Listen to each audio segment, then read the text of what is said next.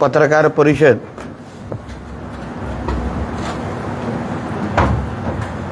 काही दिवसापासून आमच्या देवगड तालुक्यामध्ये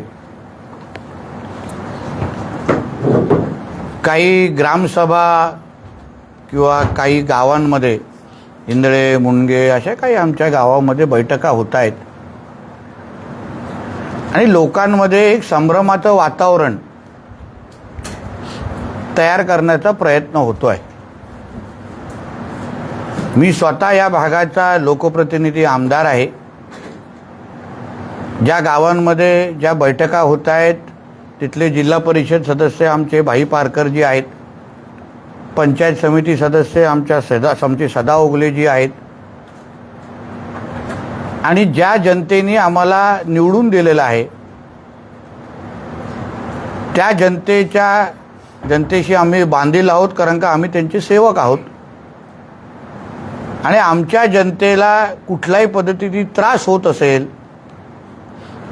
कुठलाही संभ्रम असेल, गैरसमज असेल तर तो दूर करणं हे आमचं कर्तव्य म्हणून मी आज ही पत्रकार परिषद आम्ही घेतो आहे। मी राज्य सरकारचा प्रतिनिधी म्हणून, कॅबिनेट मंत्री म्हणून आणि या जिल्ह्याचा पालकमंत्री म्हणून पण माझ्या जनतेशी संवाद साधण्याच्या निमित्ताने आज आपल्या सगळ्यांना बोलवलेलं आहे। मुळामध्ये ज्या निमित्ताने आमच्या जनतेमध्ये संभ्रम निर्माण केला जातोय की असा कुठला तरी न्यूक्लिअर प्रकल्प आमच्या देवगड तालुक्यामध्ये येणार आहे ज्याच्यामुळे आंबा, काजू सगळं नष्ट होणार आहे, सगळं राख रंगोळी होणार आहे, अशा पद्धतीची भाषणं आणि अशा पद्धतीची संभाषणं गावा पातळीवरच्या बैठकीमध्ये होत आहेत। मुळात या जिल्ह्याचा पालकमंत्री म्हणून माझ्याबरोबर जिल्ह्याच्या जिल्हाधिकारी गोडमिसे मॅडम असतील, तिकडचे जिल्हा परिषद, पंचायत समिती सगळेच आम्ही लोक मुळामध्ये ह्या प्रकल्पाची माहिती आत्तापर्यंत आमच्या कोणाकडेच आलेली नाही। याबद्दल नेमकं तो प्रकल्प काय आहे, कुठल्या आकाराचा आहे, कुठल्या पद्धतीचा आहे, नेमकं त्या प्रकल्पामध्ये काय होणार आहे ह्याची माहिती आम्हाला कोणाकडेच नाही। आपल्या माध्यमातून कोणीही कलेक्टर मॅडमकडे आता गेलात किंवा जे ग्रामस्थ तिथे येऊन किंवा जे काही मुंबईचे लोक येत आहेत, काही भारताविरोधात काही जे शक्ती काम करतात, कोकण विरोधात जे काही शक्ती काम करतात, ज्यांना बाहेरच्या देशातून पैसे दिले जातात की भारताविरोधात तुम्ही असं कुठलाही विकासात्मक काम होत असेल तर त्याला विरोध करण्यासाठी ह्या लोकांना पगार दिला जातो, ते काही लोक माझ्या देवगडमध्ये फिरायला सुरू झालेले आहेत। त्याचा मुळात त्यांना मी सांगेन, जे माझी पत्रकार परिषद 100% ऐकत असतील किंवा नंतर तरी ऐकतील, तर तुम्हाला सगळ्यांना मी आवाहन करीन, आपण कृपया जिल्हा प्रशासनाचे प्रमुख म्हणून आमच्या जिल्हाधिकारी मॅडमकडे जावा। आम्ही भारतीय जनता पक्षाचे कार्यकर्ते आहोत म्हणून कदाचित तुम्हाला आमच्याशी बोलण्यासाठी किंतु परंतु असेल, पण तुम्ही आमच्या जिल्हाधिकारीकडे जावा, मॅडमला विचारा, बाबा होणाऱ्या प्रकल्पाबाबतीमध्ये तुम्हाला काय माहिती आहे का, हा प्रकल्प कसा आहे ह्याची काय थोडी तरी माहिती राज्य सरकारकडून आली आहे का, आणि त्यांचं जे उत्तर येईल त्याच्यावर आपण पुढचं बोलू। पण मुळामध्ये ज्या प्रकल्पाची माहिती कोणालाच नाही, कोणाकडेच नाही, त्या बाबतीमध्ये आमच्या शांत आणि समृद्ध असलेला आमच्या देवगड तालुक्याचं वातावरण का खराब केलं जात आहे हा प्रश्न मला त्या सगळ्या जणांना विचारायचा। आमच्या हिंदळेगाव, मुनगेगाव, आता मी ऐकलंय कुणकेश्वरला पण मेसेजेस व्हॉट्सॲपवर येत आहेत. त्या आमच्या साध्या ग्रामस्थ लोकांना उगाच त्रास देऊन माती भडकवण्याचे जे कार्यक्रम जे सुरू आहेत, मग त्या आमच्या सरपंच महोदयांना, ग्रामसेवकांना, जे काही जबाबदार लोक, गावप्रमुख असतील, जे जबाबदार लोक त्या गावातले असतील, त्यांना मी या निमित्ताने मी आवाहन करेन. मी स्वतः त्या गावांमध्ये आम्ही सगळेजण जाणार आहोत. कारण का आमच्यासाठी देवगड आमच्या हृदयात आहे. आमच्या सगळ्यांचं अस्तित्वच की हे देवगडचे लोकप्रतिनिधी आहेत. देवगडचा हा आमदार आहे. देवगडचा हा त्या भागाचा जिल्हा परिषद पंचायत समिती, ही आमची ओळख आहे. आणि आमच्या देवगडकडे अगर कोण आमची देवगडची कोण राख रंगोळी करायचा प्रयत्न पण करत आहे, किंवा जवळपास पण येत असेल ना, तर त्याला मीच सोडणार नाही. देवगडमध्ये जवळपास पण फिरायला देणार नाही. आणि नितेश राणे तुमचा लोकप्रतिनिधी आहे. राणे साहेब स्वतः या भागाचे खासदार आहेत. देवेंद्र फडणवीस साहेब ह्या राज्याचे मुख्यमंत्री आहेत. आम्ही सगळे लोकांमध्ये निवडून आलेले सगळे लोक आहोत. 3-3, 4-4 वेळा निवडून येतो. आम्ही आमच्या देवगडच्या विकासासाठी शासनाच्या निधीच्या पलीकडे जाऊन काम करणाऱ्यापैकी मी एक कार्यकर्ता आहे. आणि मी माझ्या देवगडवर कोणालाही वाकड्या नजरेने बघायला देईन का? आमच्या गोगटे साहेब आहेत. आप्पासाहेब गोगटे साहेबांपासून आतापर्यंत हे कुटुंब कधी देवगडच्या इकडे कोणाला वाईट व्हायला देईल का? ओगलेजींचं कुटुंब आहे. आम्ही सगळेजण ज्या देवगडमुळे आमचं अस्तित्व आहे, त्या देवगडकडे कोणालाच वाईट नजरेने बघायला देणार नाही. म्हणून जे आमच्या देवगडमध्ये फिरून हे माती भडकवण्याचा प्रयत्न करतायत, त्यांना मी आत्ताच सांगेन की कोणीही आमच्या देवगडमध्ये येऊ नका, अशा पद्धतीची माती भडकवू नका. कोणाला बोलायचं असेल तर आमची दारं उघडी आहेत. माझ्याशी फोनवर सगळे बोलतात, आमच्याशी संपर्क साधतात. काही ग्रामसभेना स्वतः भाई पारकर जिल्हा परिषद सदस्य म्हणून गेले आहेत, आमचे ओगले साहेब केले, ते स्वतः बोलले चला आपण पालकमंत्र्यांकडे जाऊ, चला आपण जिल्हाधिकाऱ्यांकडे जाऊ. काही लोकांना जिल्हाधिकाऱ्याकडे हे घेऊन पण गेले. काय बोललाय विचारा आहे ना, जिल्हाधिकारी स्पष्ट बोलले मलाही काय माहीत नाही. आणि काही लोक अगर तिथे येऊन काही मोजणी बिजणीचे काही प्रकार करत आहेत, ते पण मी जिल्हाधिकाऱ्यांना सांगितलं आपल्या मर्जीच्या शिवाय कोणालाच तिथे फिरकायला द्यायचं नाही. मी स्वतः या खात्याच्या ज्या ACS आहेत, सचिव आहेत, आबा शुक्ला मॅडम, मी स्वतः त्यांना सांगितलेलं आहे की मॅडम जोपर्यंत जे पण तुम्ही इथे रोजगार निर्मितीसाठी आणू पाहताय, उद्या सोलारचा प्रकल्प असू शकतो, उद्या पवनचक्कीचा प्रकल्प असू शकतो, कुठलाही असू दे, आम्हाला कोणालाच माहित नाही ना कुठला प्रकल्प आहे आज. पण त्या प्रकल्पाची एकदा आपण सगळ्या जणांनी माहिती घेतल्यानंतर मग तेव्हा भूमिका घेऊ ना. आम्ही सगळ्यांबरोबर आहोत, तेव्हा भूमिका घेऊ. द्यायला लावू प्रेझेंटेशन आपल्याला.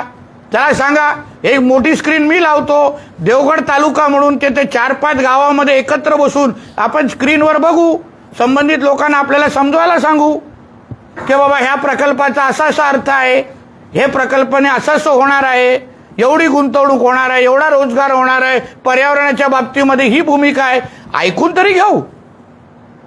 आणि न्यूक्लियर कुठल्याही पद्धतीचा पर्यावरणाला हानी असलेला प्रकल्प आपण ह्या देवगड काय, सिंधुदुर्ग काय, कोकणामध्ये यायला देणार नाही. आम्ही स्पष्ट भूमिका आहे आमची.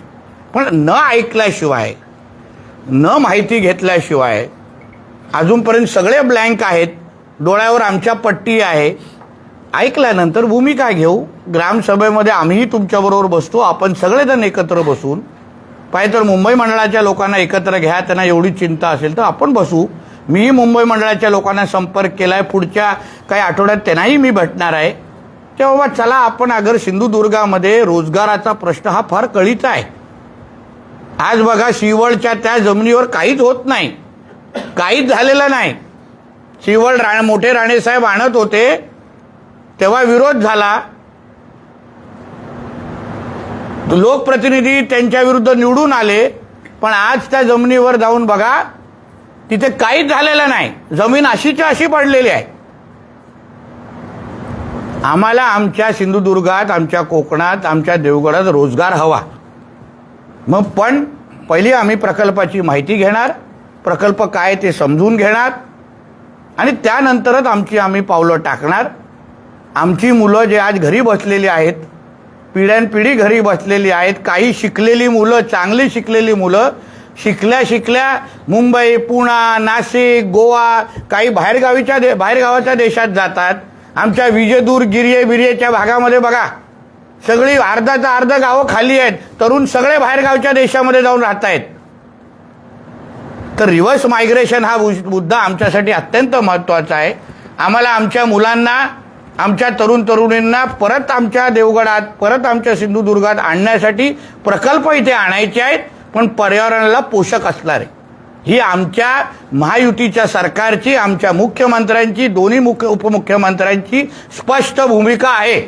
मी सरकारचा प्रतिनिधी म्हणून आमची भूमिका स्पष्ट करतोय. पर्यावरणाला हानी असलेला कुठलाच प्रकल्प आमच्या कोकणामध्ये आमच्या देवेंद्र फडणवीस साहेबांना आणायचा नाही. आम्ही त्यांनी आणू इच्छित नाही. ही त्यांची स्पष्ट भूमिका त्यांच्या मंत्रिमंडळामध्ये काम करणारा मंत्री म्हणून मी तुमच्यासमोर मांडतोय, देवगडचा आमदार म्हणून तुमच्यासमोर मांडतोय. आणि म्हणून या निमित्ताने आपल्याला स्पष्ट सांगेन, आम्ही देवगडच्या विकासाला प्राधान्य देणाऱ्यापैकी आम्ही लोक आहोत. आत्तापर्यंत देवगडमध्ये विविध प्रकल्प असो, मोठ्या प्रमाणामध्ये निधी आम्ही आणतोय. आज देवगडचा आमदार हा पालकमंत्री आहे, कॅबिनेट मंत्री पण आहे. मोठ्या प्रमाणामध्ये निधी आमच्या राज्य सरकार, केंद्र सरकारच्या माध्यमातून देवगडात येते आहे. भविष्यामध्ये रोजगार निर्मितीचे प्रकल्प देवगडमध्ये येणारच आहेत, जिल्ह्यामध्ये येणार आहेत. माझ्या बंदर खात्याच्या माध्यमातून मी प्रकल्प आणतोय. बोर्ड बनवणारा कारखाने येत आहेत. अँसिलरी युनिट आणतोय, हॉटेलचे प्रकल्प आणतोय. पण प्रकल्पाची माहिती न घेता मी आपल्या सगळ्यांना जाता विनंती आपल्या माध्यमातून माझ्या ग्रामस्थांना करीन, इथूनही करीन, त्यांच्याकडे जाऊनही करणार आहे. पहिलं चला आपण एक देवगड एक कुटुंब म्हणून आपण बसून पहिलं प्रकल्पाची माहिती घेऊया. अगर येत असेल तर मी संबंधित अधिकाऱ्यांना तुमच्या गावामध्ये आणीन, तुमच्या समोर आणीन. आपण एकत्र मिळून तुमच्यावर बसून मी पहिली प्रकल्पाची माझ्याबरोबर जिल्हाधिकारी पण असतील, संबंधित खात्याचे अधिकारी असतील, प्रकल्पाची माहिती घेऊया. माहिती ऐकल्यानंतर देवगडकरांची आणि सिंधुदुर्गाची जी भूमिका असेल तीच आमची भूमिका असेल. ही स्पष्ट आमची भूमिका आहे हे सांगण्याच्या निमित्ताने ही पत्रकार परिषद बोलवली होती. धन्यवाद. आंबा काजूला सिंधुदुर्गासाठी 79 कोटीच्या पहिल्या टप्प्यात नुकसान भरपाईचा निधी मंजूर झाला. काय प्रतिक्रिया? अर्थसंकल्पाच्या अधिवेशनामध्ये आदरणीय मुख्यमंत्री साहेबांनी ह्याची घोषणा केलेली होती. त्याची अंमलबजावणी कालच्या मंत्रिमंडळामध्ये ह्या निमित्ताने झालेली आहे. तसा आग्रह आदरणीय निलेश राणे साहेबांनी पण काल सभागृहामध्ये केला, अन्य लोकप्रतिनिधींनी केला. आणि त्या दृष्टिकोनातून पहिला टप्पा हा NDRFच्या नॉर्मच्या प्रमाणे आलेला आहे. NDRF पण काल जे काय सभागृहामध्ये मी आपल्याला उल्लेख केला, आदरणीय मुख्यमंत्री साहेबांची अशी इच्छा आहे की झालेलं नुकसान जे आमच्या जिल्हाधिकाऱ्यांनी वरती सरकारला कळवलेलं आहे की झालेलं नुकसान हे 90% जास्त आहे, 90% जास्त. म्हणून मिळालेली मदत ही निश्चित पद्धतीने वाढणार, हेक्टरी वाढणार.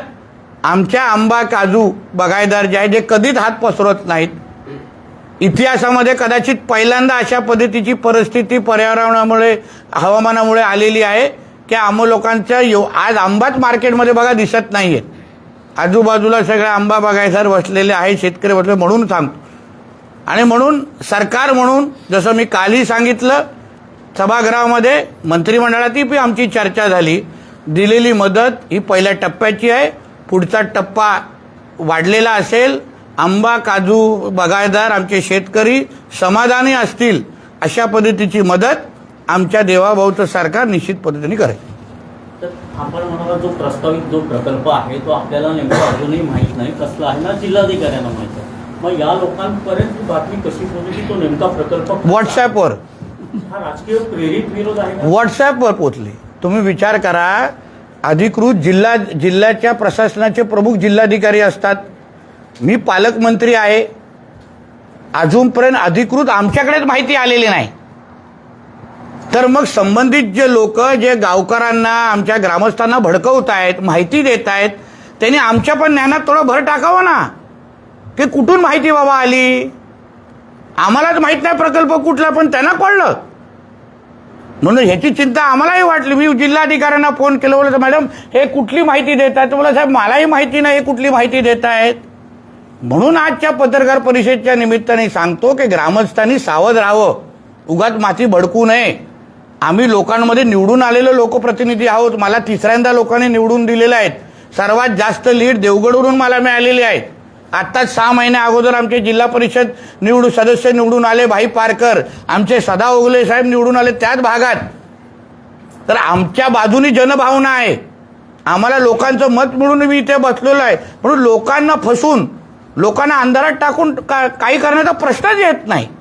म्हणून व्हॉट्सॲपची माहिती वाचून कुठले तरी माती भडकवण्याच्या उद्दिष्टाने, जसं मी तुम्हाला बोललो, ह्या काही शक्ती आहेत जे भारताच्या विरोधात, त्यांना पगार कुठल्याच्या बाहेरच्या NGOवरून भेटतं आणि इथे येऊन लोकांची माती भडकवायची, विकासाला विरोध करायचा. आता लोकांची एवढी माती भडकवायची की ग्रामसभा घ्यायला लावायचा, पण मुळामध्ये कशाचा प्रकल्प, उद्या अगर सोलारचा प्रकल्प असेल तर, उद्या अगर MIDC येत असेल त्याला पण विरोध करणार. मग काय उपयोग आहे. ह्याच्यापेक्षा बघून घेऊ, अंदाज घेऊ, समजून घेऊ, त्याच्यात भूमिका घेऊ. तर ज्यांचे गैरसमज झालेले आहेत त्यांच्याशी तुम्ही एक वार्ता नक्की बोलणार. आज तुमच्या माध्यमातून बोलतोय. शेवटी ते आम्हाला त्या गावामध्ये त्या बूथवर ना 90% मतदान होतं आम्हाला तिघं चौघांना, 90%. म्हणून आज तुमच्याही माध्यमातून बोलतोय. उद्या त्याही गावामध्ये आम्ही जाणार आहे. म्हणजे तारखा ठरतील, नाही तर लगेच तुम्ही उद्या तिथे कॅमेरा लावाल. व त्यांना त्रास देऊ नका. आमच्या तारखा आणि जाणार मी मुंबई मंडळाचे आलो. बघा आम्हाला कर नाही तो डर काय. आम्ही मुंबई मंडळाला पण संपर्क केलाय की मला भेटायचा पालकमंत्री म्हणून. त्यांचेही काही बघा, त्यांना प्रश्न विचारण्याचा अधिकार नक्कीच आहे, विचारलेच पाहिजे माझं असं म्हणणं आहे. पण विश्वास ठेवण्या अगोदर आमची बाजू सरकार म्हणून समजून घ्या. आमच्याकडेच माहिती नाही आणि मग तुम्ही कसा बोलता की असा प्रकल्प येतोय. मग व्हॉट्सअपवर हे मेसेज पसरले जातं असं आपण म्हटलंय. खरं तर आंबा हा इथला पोटेन्शियल मानला जातो आणि त्या दृष्टीने आपण प्रयत्न करताय की जगभरातला हापूस आंबा पोचवण्यासाठी पर्यावरणपूरक काही प्रकल्प जर असतील सुटेबल, तर त्या दृष्टीने ह्या भागात डेव्हलपमेंट करण्यासाठी आपले काय प्रयत्न असणार. नक्की. कसं बोललो मी तुम्हाला, बंदर खात्याच्या माध्यमातून बोटचा बनवण्याचा कारखाना आणतोय मी. काही हॉटेलचे प्रकल्प इथे मी आणतोय. काही दुसरे अन्य प्रकल्प आदरणीय फडणवीस साहेबांच्या माध्यमातून आमच्या जिल्ह्यामध्ये येऊ पाहतायत. पर्यावरणाला कुठलाही 1% नुकसान न ठेवता. आता मायनिंग विरोधात भूमिका ह्याच नितेश राणेंनी घेतली त्या दिवशी आसगावमध्ये.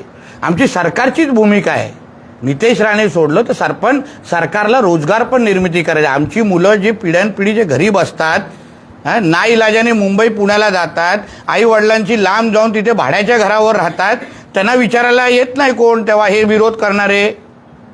मग आमच्या जिल्ह्याचं, आमच्या मातीचं का तुम्ही नुकसान करतात, का गोष्ट नुकसान करताय. आज आंबा काजूबद्दल तुम्ही बोला, चला आज पर्यावरणाबद्दल हवामानामुळे नुकसान आहे. आम्ही बारामती ॲग्रो बरोबर AIच्या माध्यमातून आम्ही त्याच्यावर कार्यक्रम जाहीर करतोय. पुढच्या वर्षी बघा दुपटीने उत्पादन वाढेल आमच्या लोकांचं. आम्ही AIच्या माध्यमातून मदत करतो. आम्ही सगळेजण जिल्हा नियोजनातून मी त्याला 4 कोटी पण देतोय. म्हणून आम्ही पर्यावरणाला पोषक आणि इकडचं अर्थकारण आणि दरडोई उत्पन्न दुप्पट करण्याच्या दृष्टिकोनातून आमच्या हालचाली आहेत. कुठल्याच इकडच्या लोकांच्या म्हणजे पर्यावरणाच्या विरोधात जाण्याची आमच्या कोणाची इच्छा नाही, मानसिकता नाही आणि आमच्या सरकारची भूमिका नाही. तर तुम्ही सांगते अणुऊर्जा प्रकल्प कुठल्याही परिस्थितीत मी आणायला देणार नाही, मग तरी पण मग हा लोकांचा विरोध का, म्हणजे याचं मागचं नेमकं कारण काय असं आपल्याला वाटतं. सांगितलं तेच तर बोललो ना बाबा, ही जी काही गैरसमज पसरवण्याचे तुम्ही स्पष्ट करता की मी अणुऊर्जा प्रकल्प यायला देणार नाही. पर्यावरणाला हानी असलेला कुठलाच प्रकल्प, अणू फणू सोडून द्या तुम्ही, कुठलाच प्रकल्प ज्याच्यामुळे पर्यावरणाला हानी पोचेल, आमच्या आंबा काजू जे काय आमचं जे हिरवगार जे तुम्हाला देवगड दिसतं त्याला हात लागेल असा कुठलाच प्रकल्प इथे येत नाहीये. मी जबाबदारीने तुम्हाला सांगतो. तुमच्याकडे माझ्या लाईव्ह चालू आहे, व्हिडिओ फिरणार, सोशल मीडियाचा जमाना आहे, म्हणून त्याची कुठलीच तुम्ही चिंता, मी जबाबदारीने तुम्हाला सांगतोय. फक्त इथलं वातावरण खराब करायचं, हा व्हॉट्सॲपवर काहीतरी वाचायचं नाही आमच्या लोकांच्यावर. त्या दिवशी हे गेलेलं ना बैठकांसाठी, पंचायत समिती सदस्य, जिल्हा परिषद गेलेले, ह्यांनी तीच भूमिका घेतली. अरे बाबा पालकमंत्र्यांशी बोलू तरी, मग त्याच्यानंतर भूमिका घेऊ. फक्त वातावरण खराब करणं एवढं उद्दिष्ट आहे, बाकी काहीच नाही. शेवटी आता आमच्या विरोधकांना इथे आमच्या विरोधात मुद्दाच नाही, उरले सुरले सगळे आम्ही पक्षामध्ये साफ करत घेतोय. मग बाबा काही ना काहीतरी असे मुद्दे उचलायचे. मध्ये नाही त्या राजू शेट्टींना आणून म्हणजे भाड्यावर आणलं आणि इथे फिरवायला लावलं. इथले सगळेच उबाटावाले झोपलेले आहेत ना, म्हणजे स्वतःमध्ये क्षमता नाही. तोच प्रकार आहे हा. दानवे खूप दानवे आहेत आपल्याकडे. असं बोल ना, आमच्याकडे पण दानवे साहेब आहेत, आमचे लीडर आहेत, ते माजी प्रदेश अध्यक्ष आहेत. त्यांनी महायुतीसोबत जिल्हा बँक निवडणुकीमध्ये ते गेलेले आहेत आणि एक नवीन पर्वाची सुरुवात मानायला. अहो साहेब, मी त्या दिवशी पण बोललो ना, उबाटामध्ये हम दो हमारे दोत राहणार आहे, बाकी सगळं साफ आहे. शेवटी त्या पक्षामध्ये राहण्याचं, त्या गटामध्ये, पक्ष तर फार मोठा असतो, त्या गटामध्ये, बचत गटामध्ये, आमच्या जसं त्या दिवशी मुंबई मंडळामध्ये जास्त लोक असतात जेवढे आज उबाटामध्ये आहेत. आणि म्हणून त्यांच्याकडे ठाकरेंच्या नेतृत्वाखाली काम करण्याला कोणाचीच इच्छा नसल्यामुळे हे आता जवळचे लोक रस्ता शोधत आहेत. शेवटी त्यांनाही त्यांच्या स्वतःच्या भविष्याची चिंता आहे. अंबादास दानवे हे ताकदीचे नेते आहेत आणि म्हणून ते त्यांच्या भविष्यासाठी महायुतीकडे आणि आदरणीय देवाभाऊच्या नेतृत्वाच्या महाराष्ट्रामध्ये काम करायची त्यांची इच्छा असेल तर त्यांचं स्वागतच आहे. साहेब, देवगड तालुक्यातील काही बागायतदारांनी काही दिवसापूर्वी एक बैठक घेतली, तेव्हा असं म्हटलं की 3 जुलैला आम्ही जलसमाधी आंदोलन करणार आहोत. कशाबद्दल? याच आंबा काजू बागायत. आता कदाचित ही पत्रकार परिषद बघितल्यानंतर त्यांनी तसा त्रास करू नये.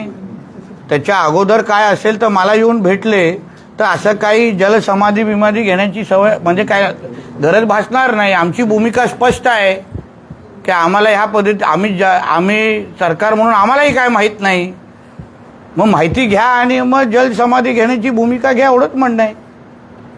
सर, काही दिवसापूर्वी जो पांढऱ्या पक्षाचा मुद्दा लागला होता त्यावरनं जैन समाजाच्या मुलींनी राज ठाकरेंची भेट घेतली. हो, तर काय करायचं मग? मी काय करू? मग आता जैन समाजाच्या लोकांना जसं राजसाहेब भेटले तर कधीतरी मुल्ला मौलवींना पण भेटलं पाहिजे. जे रस्त्यावर जे डुंगणं वरती करतात त्याबद्दल कधीतरी भूमिका घ्या. त्यांनाही सांगा ना, ते गॅस सिलेंडरवरती काढू नका. जैन मुनी असतील, हिंदू समाज असतील, लगेच भूमिका घेतात. पण कधी त्या लोकांना सांगत नाही रस्त्यावरचे डुंगणं वरती करायचं बंद करा, लोकांना त्रास होतो. ती सांगण्याची भूमिका भारतीय जनता पक्षामध्ये आहे. हिंमत भारतीय जनता पक्षामध्ये, अजून कोणामध्ये राहिलेली नाही आता. तर त्यांनाच उद्देशून राज ठाकरेंनी असं म्हटलंय, तुम्ही राजकीय पक्षांच्या नादी लागून डोकी भडकवू नका, असं एक वक्तव्य त्यांनी त्या भेटी दरम्यान व्यक्त केलं. हां, असं म्हणणं आहे ना, जी धमकीची किंवा जे काय भाषा जैन मुनींच्या समोर होते ती कधीतरी मुल्ला मौलवींच्या समोर केलं पाहिजे ना. आता काही दिवसा अगोदर तो कोण सज्जाद नोमानी किंवा कुठल्या तरी मौलवीनी की जिहाद हा एकमेव पर्याय सांगितला का, तेव्हा का बोलले नाही हे लोकांमध्ये कोण? का त्या लोकांना राग दाखवला नाही? का त्या लोकांना दम दिला नाही की जिहाद करण्यामध्ये म्हणजे काय? असं बोलण्याची भूमिका ठेवा, हिंमत ठेवा ना. मोहम्मद अली रोड आणि बहरमपाड्यामध्ये जाऊन बोला. नेहमी जैन समाजाला, नेहमी हिंदू समाजाला, गरीब हिंदूंना का टार्गेट केलं जात आहे? की मुल्ले मौलवी काय टॅक्स फ्री आहेत का त्यांच्यासाठी?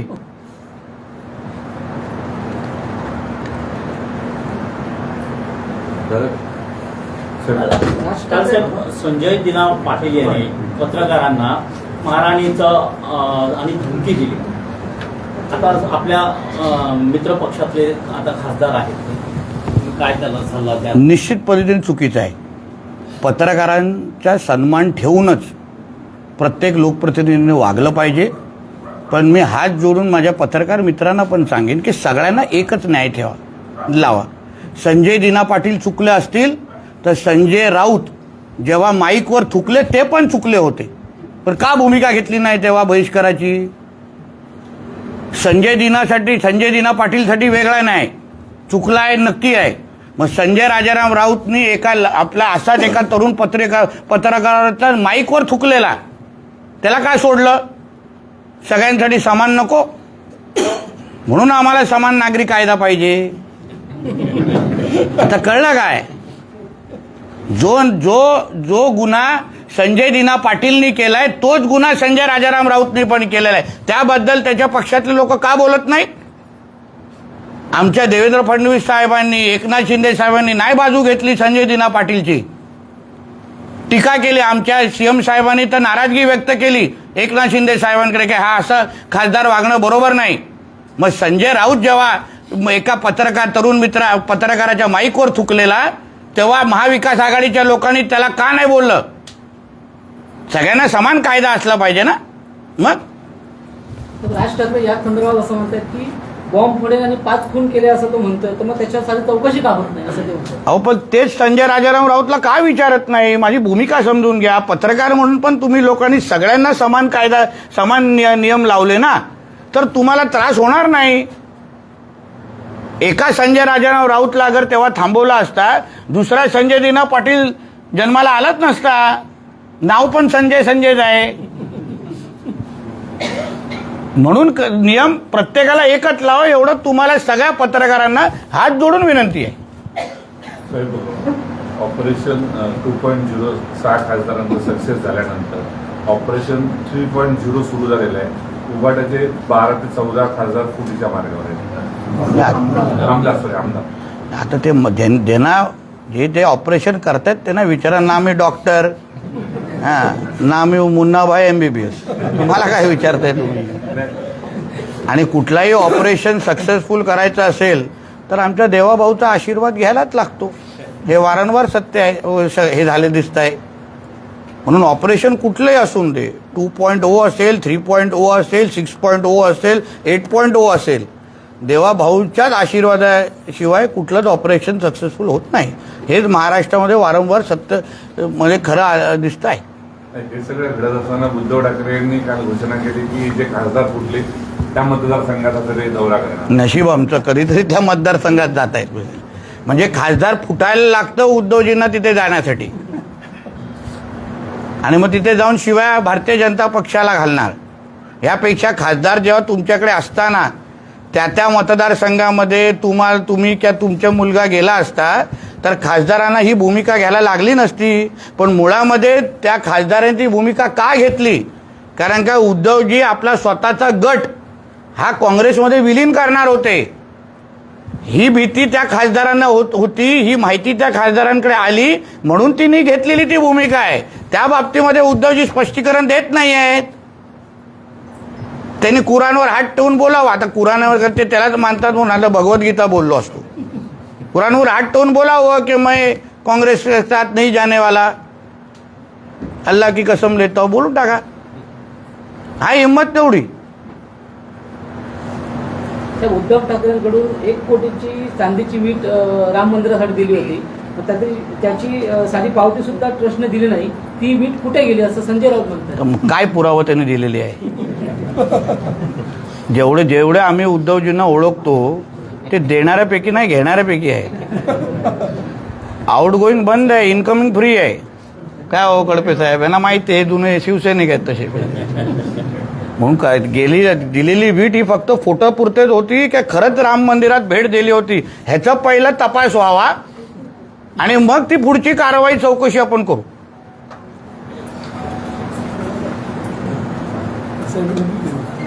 देवगडचे काही स्थानिक पत्रकारांनी विचारलं तर काही हरकत नाही. काय हो गावकर साहेब, विचारावं काहीतरी. समाज आहे व्यवस्थित ना, बस तुम्हाला पण प्राधान्य दिलं पाहिजे ना. कुलकर्णी साहेब विचारावं, असं काय. हे काय हे पुढचे फुलपाखरू आहेत, कुठे दुसरीकडे जाणार. ते तुमच्याकडे बाल्कनी व्ह्यूनी बघतायत मागून. सर बोलिए। सर आपके चुनाव क्षेत्र विधानसभा क्षेत्र में कुछ भारत विरोधी शक्तियां कार्यरत हुई है, किस बारे में वो कार्यरत हुई है और आपको क्या? देखिए, कुछ दिनों से, कुछ हफ्तों से हमारे पास जो मालूमात आ रही है, इन्फॉर्मेशन आ रही है कि हमारे देवगढ़ तालुका सिंधुदुर्ग में कुछ गांवों में न्यूक्लियर पावर प्लांट के बारे में कुछ लोगों की मीटिंग्स हो रही हैं, लोगों को भड़काने की कोशिश हो रही है। आज तक गार्डियन मिनिस्टर के नाते, हमारे कलेक्टर मैडम के पास और गार्डियन मिनिस्टर के नाते हमारे पास कोई भी ऐसी इन्फॉर्मेशन नहीं है कि किस टाइप का प्रोजेक्ट हमारे देवगढ़ सिंधुदुर्ग में आने वाला है।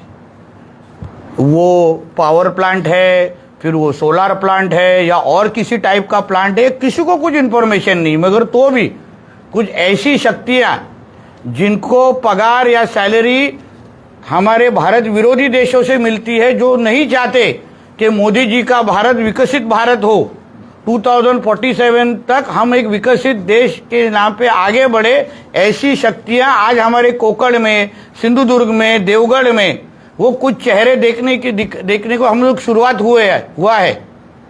पुलिस ने आइडेंटिफाई किया है, इन्वेस्टिगेशन एजेंसी ने आइडेंटिफाई किया। जब भी ऐसा कोई भी विकास करने का प्रोजेक्ट, डेवलपमेंट ओरिएंटेड प्रोजेक्ट हमारे कोकण में आता है, तभी ये शक्तियां हमारे यहाँ पे दिखती हैं जो बाहर से फंडेड है। उन शक्तियों को हम लोग, उन चेहरों को हम लोगों ने आइडेंटिफाई किया है। हम उनको इस तरीके का कोई भी डेवलपमेंट विरोधी भूमिका लेने देंगे नहीं। जो कोई भी प्रोजेक्ट आएगा, हम यहाँ के लोगों को विश्वास में लेने के बाद ही, सब इन्फॉर्मेशन लेने के बाद ही हम उसका आगे का कदम डालने वाले हैं। इसलिए हम भी लोगों में चुन के आने वाले, 3 बार मैं लोगों में चुन के आया हूँ। सबसे ज़्यादा मेजोरिटी मेरे को देवगढ़ तालुका से हमेशा मिलती है, तो इसलिए मैं लोगों का रिप्रेजेंटेटिव हूँ, एमएलए हूँ। हमारे माध्यम से हम हमारे लोगों का जो हित है, जिससे हमारे देवगढ़ का, सिंधुदुर्ग का, महाराष्ट्र का भविष्य बने, जो इच्छा हमारे देवेंद्र फडणवीस जी के भी सरकार की है, वही प्रोजेक्ट हमारे देवगढ़ में, सिंधुदुर्ग में आएगा। ये विश्वास आपके माध्यम से लोगों को दिलाना चाहता हूँ। साहेब, 2 दिवसांपूर्वी सावंतवाडी शहरामध्ये 3 काश्मीरी, एक महिला आणि 2 पुरुष पैशाची मागणी करताना फिरत होते आणि हिंदुत्ववादी कार्यकर्त्यांना पकडलं आणि पोलिसांच्या ताब्यात दिलं। पोलिसांनी त्यांची चौकशी केली आहे आणि असं आता माहिती मिळते की त्यांना काश्मीरला पुन्हा पाठवून पूर्ण त्यांची चौकशी करणार। ती माहिती आमच्या हिंदुत्ववादी कार्यकर्त्यांच्या माध्यमातून माझ्यापर्यंत आली। मी एसपींना फोन केला की हे जे कोण जिहादी मानसिकतेचे आमच्याकडे ये आले असतील, त्यांना त्यांची पॅकिंग करा आणि त्यांना तो पार्सल इथून बाहेर ती घाण पाठवून द्या। आमच्या हिंदुत्वाचं सरकार असतेपर्यंत अशा पद्धतीचे कुठलीच घाण जिहादींची मी माझ्या सिंधुदुर्गात पाऊल टाकायला देणार नाही। ज्यांना भीक मागायचं असेल तरी पाकिस्तानात निघून जावं, माझ्या सिंधुदुर्गात पाऊल टाकण्याची हिंमत पण करू नये, नाहीतर पुढच्या वेळी एका पायावर जाणार नाही एवढी काळजी घेईन। आता तरी गाडीत बसून पाठवलंय, पुढच्या वेळी तंगड्या हातात काढेन आणि हातात देईन आणि पाठवून देईन त्यांना इथून। पण परत ही हिंमत कोणी माझ्या सिंधुदुर्गात येण्याची करू नये, एवढं आपल्या माध्यमातून त्यांना सांगेन, ऐकत असतील तर। धन्यवाद, शुभेच्छा। एक आपल्याला काय